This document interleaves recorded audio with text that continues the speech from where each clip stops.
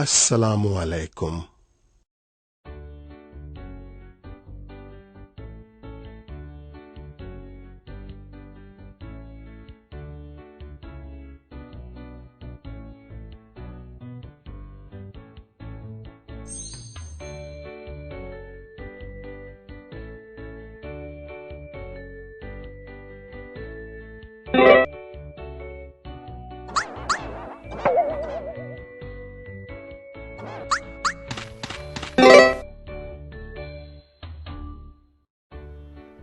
इम्तिहानात में नकल करना बहुत गलत बात है। ये कई गुनाहों का मजमुआ है।